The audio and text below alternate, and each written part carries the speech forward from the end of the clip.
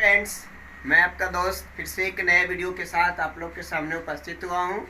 और आज का हमारा टॉपिक होगा ह्यूमन डाइजेस्टिव सिस्टम। यह जो होता है क्लास 10th के लिए बहुत ही इम्पोर्टेंट टॉपिक है, जो आपको कई बार बिहार बोर्ड हो या आपको CBSE हो तो ये 5 मार्क्स में क्वेश्चंस कई बार पूछे जा चुके हैं।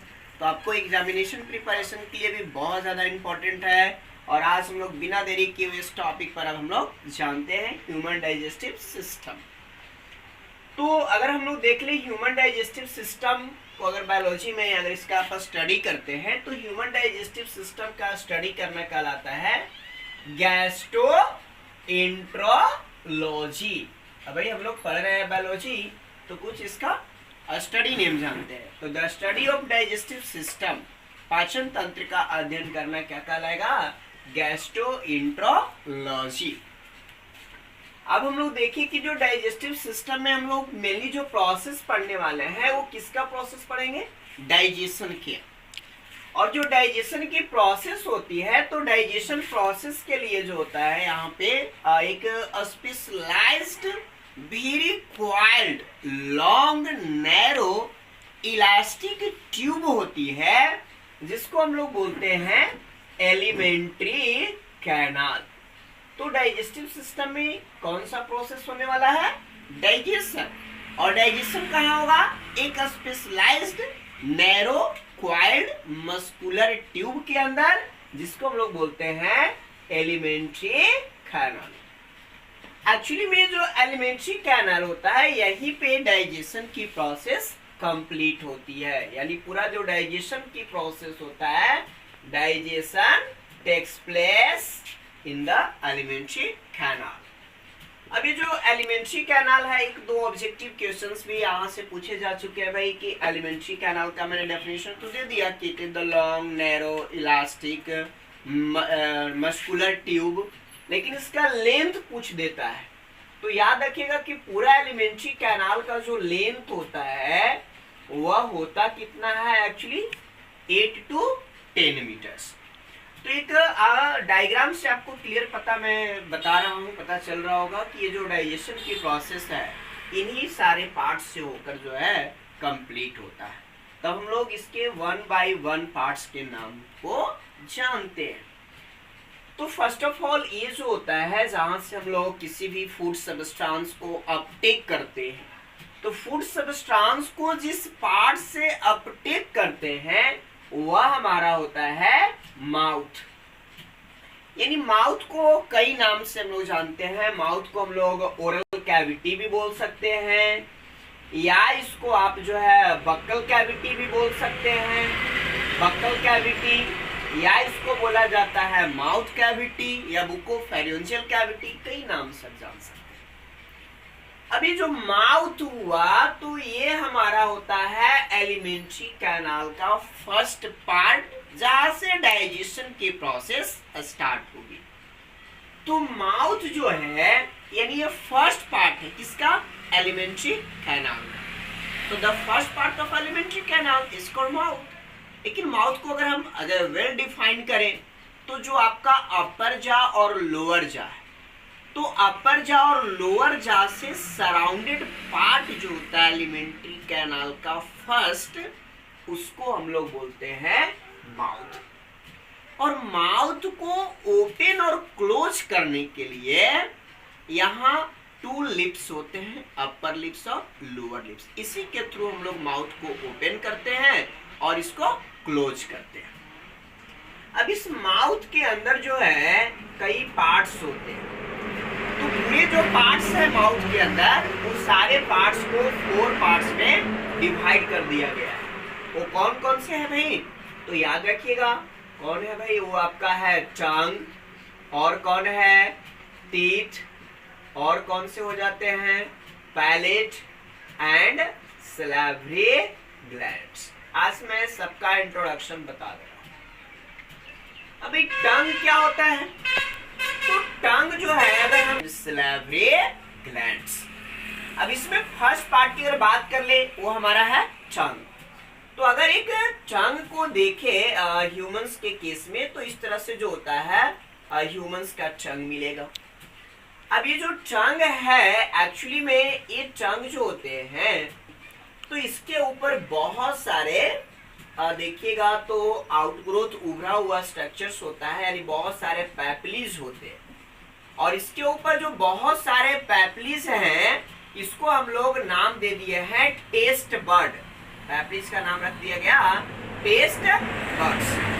और यही जो टेस्ट बर्ड है इनका जो टोटल नंबर होता है टंग के ऊपरी सतह पर जो अपर सरफेस होता है वो अप्रॉक्सिमेटली 10,000 होते हैं, जो अलग अलग फूड के टेस्ट को फिलिंग करने में हेल्प करते हैं।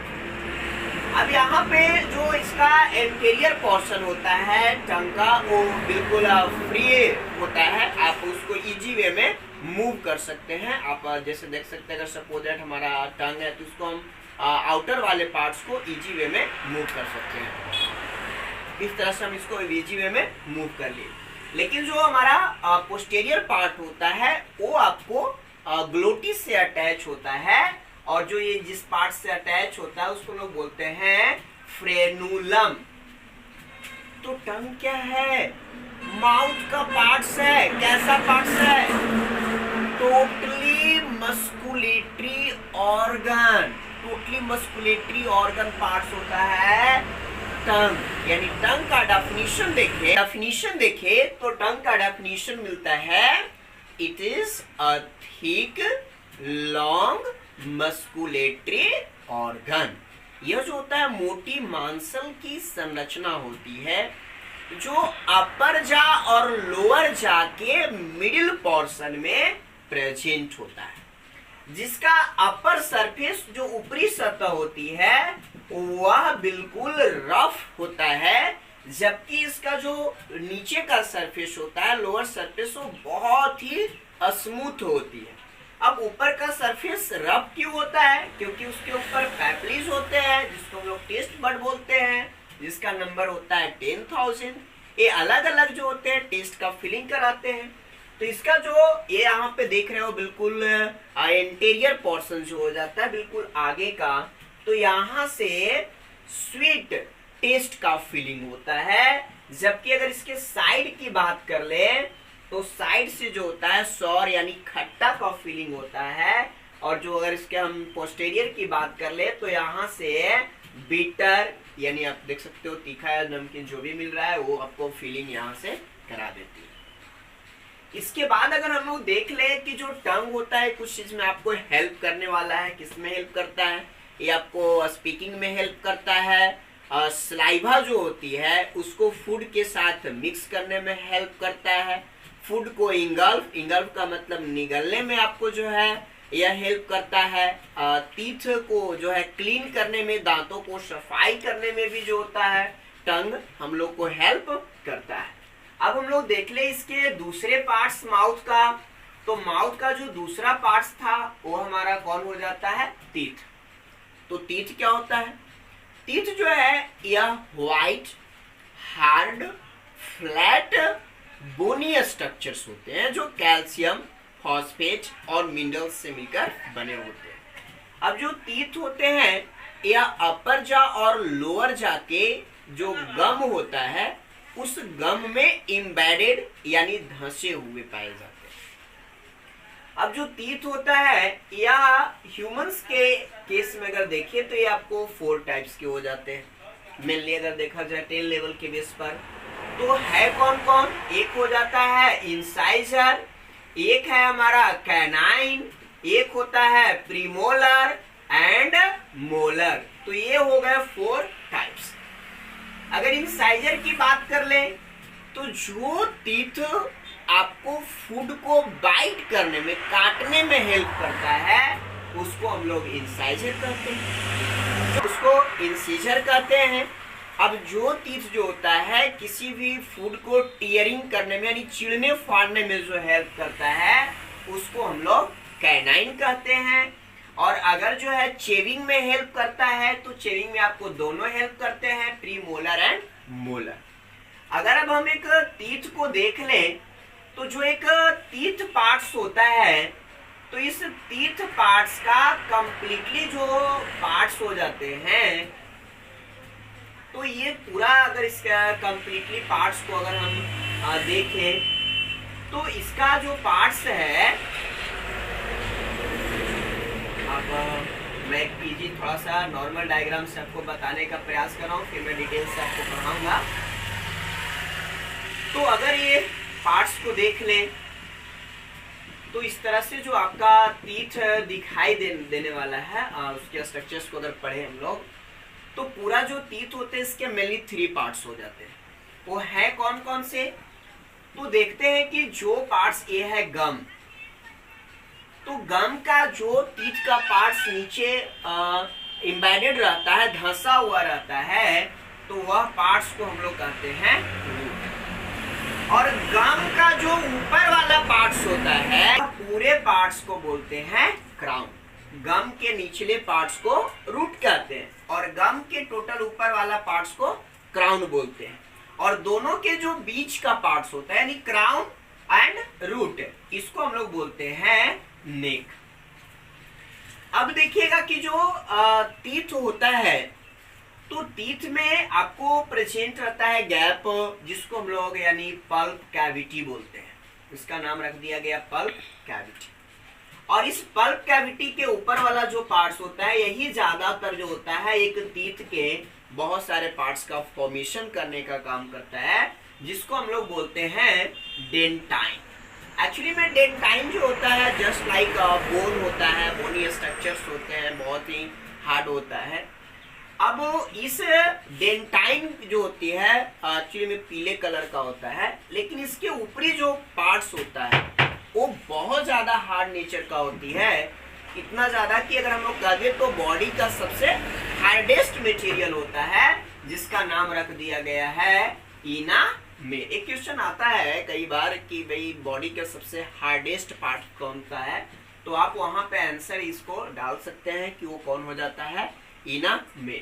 अब ये जो नीचे की ओर होते हैं इसमें बहुत सारे ब्लड वेसल्स और फाइबर्स होते हैं, लेकिन एक कंडीशंस बनता है कि जब हम किसी भी स्वीट चीज को खाते हैं, मीठा चीज को, तो वो अगर हमारे दांत के जो टीथ है उसके क्राउन पार्ट्स में आकर रह जाता, उसकी सफाई नहीं हो पाती। तो उस कंडीशन में जब सफाई नहीं होता है तो इसके ऊपर बैक्टीरिया प्रेजेंट हो जाते हैं, और बैक्टीरिया जो होता है केमिकल रिएक्शन की प्रोसेस यहाँ पे करता है, और केमिकल रिएक्शंस के प्रोसेस करके इसके अंदर एसिड का फॉर्मेशन कर देता है। और यही एसिड जो होता है धीरे धीरे यह जो हमारा टीथ का क्राउन पार्ट्स होता है इसको लॉस्ट करना, डिजेनरेट करना, डैमेज करना स्टार्ट कर देता है, और यहाँ पे होल बन जाता है। तो वहां पे जब एक होल बन जाता है तो उस एक डिजीज है, उस डिजीज को हम लोग कहते हैं डेंटल कैरीज। कई बार ये भी पूछा है भाई कि डेंटल कैरीज क्या होता है, तो आप इजी में याद रखिएगा कि अगर हम कोई चीज स्वीट खाते हैं और वह जो होता है क्राउन के ऊपर आ जाता है, इस पे बैक्टीरिया जो होते हैं केमिकल रिएक्शन करके एसिड का फॉर्मेशन करती है, और वह एसिड जो होता है धीरे धीरे यह पार्ट को डैमेज करना स्टार्ट कर देता है। जैसे ही डैमेज कर देता है और इसमें एक होल बन जाता है, जिसको हम लोग क्या बोलते हैं, डेंटल कैरीज। मतलब हो गया कि स्वीट का टीथ पर यानी क्राउन पार्ट्स पर आएगा, बैक्टीरिया केमिकल रिएक्शन करके एसिड बनाएगी, और वह एसिड क्राउन में जब होल्स बना देता है तो वह डिजीज को हम लोग डेंटल कैरी कहते हैं। अब हम लोग देख ले डेंटल कैरी के बाद जो हमारा इंपॉर्टेंट टॉपिक हो जाता है वो है सैलिवरी ग्लैंड। ये भी यहाँ से पूछा हुआ था एक ऑब्जेक्टिव में बताता है। इंपॉर्टेंट जो हो जाता है वो हमारा हो जाता है सैलिवरी ग्लैंड। यहाँ से कई ऑब्जेक्टिव भी पूछे गए भाई कि सैलिवरी ग्लैंड्स का नंबर कितना होता है। तो एक चीज आप पूरे माइंड में याद रखिएगा कि सैलिवरी ग्लैंड जो होती है हमेशा पेयर्ड में होती है, कोई भी ग्लैंड यहाँ पे अनपेयर्ड नहीं होता है। तो सैलिवरी ग्लैंड जो होता है यह 3 पेयर्स ग्लैंड होते हैं, यानी 3 जोड़ा होते हैं। वो है कौन कौन से, तो अगर हम इस 3 पेयर सैलिवरी ग्लैंड्स की बात कर ले तो उनका जो नाम रख दिया गया है, तो फर्स्ट पेयर का नाम रखा गया है पैरोटिड्स। याद रखिएगा, आप इसको नोट भी कर सकते हैं। और जो सेकेंड हमारा सैलिवरी ग्लैंड्स हो जाता है उसका नाम रख दिया गया है सबलिंगुअल, और जो थर्ड है उसका नाम रख दिया गया है सबमैंडिबुलर। तो टोटल जो सैलिवरी ग्लैंड्स का नंबर हो जाते हैं वो 3 पेयर्स हैं। पैरोटिड आपका डबल है। अब ये जो 3 पेयर सैलिवरी ग्लैंड्स होते हैं ये आपको एक एडल्ट ह्यूमन में पर डे जो होते हैं 3 लीटर सलाइवा का सेक्रेशन करते हैं। और ये जो सलाइवा होता है यह सलाइवा कंटेन रहती है डाइजेस्टिव एंजाइम और इसके अंदर क्या होता है भाई वाटरली यानी वाटर होते हैं। तो वाटर और डाइजेस्टिव एंजाइम का जो कॉम्बिनेशन फॉर्म होता है जिसको हम लोग सलाइवा कहते हैं और यह सलाइवा जो होता है 1.5 लीटर पर डे एक एडल्ट पर्सन में सेक्रेशन होता है। अब देखिएगा कि जो कुछ भी यहाँ पे हमने जो फूड लिया और फूड को जो टीथ है वो बाइट किया, बाइट करने के बाद जो सलाइवरी ग्लैंड थे वो सलाइवा का सीक्रेशन किए और वह सलाइवा फूड के साथ मिक्स होती है और उसको जो स्पेस प्रोवाइड करता है वह पार्ट्स को ही हम लोग बोलते हैं पैलेट। यानी पैलेट का मतलब होता है roof of oral cavity. Roof of oral cavity is called palette.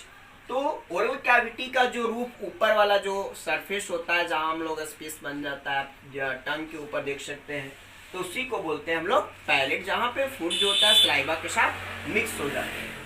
जब यहाँ पे मिक्स हो जाता है तो इसका जो लोअर पार्ट है जो नीचे की ओरल कैविटी होती है तो यह पार्ट्स को हम लोग बोलते हैं फेरिंग्स। इस पार्ट्स का नाम रख दिया गया फेरिंग्स। एक्चुअली में ये जो फेरिंग्स होती है इस तरह से अगर हम लोग देख ले अब यहाँ पे कि ये जो फेरिंग्स है ओरल कैविटी के नीचे से आकर यहाँ पे खुली तो खुलने के बाद ये जो होती है 2 डक्ट में डिवाइड हो जाती है 2 डक्ट्स। ओरल कैविटी और इसका लोअर पार्ट्स का नाम रख दिया गया फेरिंग्स और ये फेरिंग्स 2 डक्ट में डिवाइड हो गए 2 डक्ट्स में। एक को हम लोग बोलते हैं गल्ट निगल द्वार और एक को बोलते हैं हम लोग ग्लोटिस यानी कंठ द्वार। अब जो गल्ट होता है यह आगे जाएगा लीड करेगा और लीड करने के बाद ये जो होता है फूड पाइप में ओपन होती है। ये ओपन होगी फूड पाइप में जिसको हम लोग ओसोफेगस बोलते हैं। और ये जो ग्लोटिस होता है ये लीड करके ओपन जो होता है वो कहां पे जाएगा ट्रैकिया। अब ये जो दोनों देख रहे हैं डक्ट जो फेरिंग्स 2 डक्ट में ओपन हुआ इसके ओपनिंग पार्ट्स पर एक जो होता है कवरिंग बिल्कुल ढक्कन जैसा मस्कुलर स्ट्रक्चर होती है जिसको हम लोग बोलते हैं एपिग्लोटिस। और ये एपिग्लोटिस क्या करती है तो एपिग्लोटिस आप इसको थोड़ा सा ध्यान से समझिएगा कि माउथ से हमारा एयर भी आता है और फूड भी आता है। तो ये भी माउथ से जब फूड आएगा तो एपिग्लोटिस जो है यह ग्लोटिस को क्लोज कर देगी और यह ओपन करती है गल्ट को जिससे ओरल कैविटी का लिया हुआ फूड ओसोफेगस से होकर वह स्टोमक में चली जाती है। लेकिन जब हम एयर लेते हैं तो यह एपिग्लोटिस गल्ट को क्लोज कर देगी और ओपन करती है ग्लोटिस को जो विंड पाइप जिसका नाम रख दिया गया ट्रैकिया में खुलता है जिससे एयर जो होता है ट्रैकिया से कहां पहुंच जाता है लंग्स। तो ये काम जो ओपन और क्लोज का करता है वो करता है एपिग्लोटिस। फेरिंग्स क्या होता है तो ओरल कैविटी नीचे जिस पाइप में खुलेगी जिसको हम लोग फेरिंग्स कहते हैं। फेरिंग्स जो होती है 2 डक्ट्स में डिवाइड होती है, एक को गल्ट कहते हैं दूसरे को ग्लोटिस कहते हैं।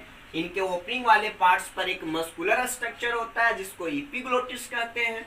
जब फूड लेंगे तो एपिग्लोटिस ग्लोटिस को बंद करेगा और ओपन किसको करेगा गल्ट को जिससे फूड जो है ओसोफेगस के थ्रू स्टोमक में चला जाता है। और जब एयर लेते हैं तो एपिग्लोटिस गल्ट को क्लोज करता है और ओपन करता है ग्लोटिस को जिससे जो होता है एयर विंड पाइप से होकर लंग्स में चली जाती है।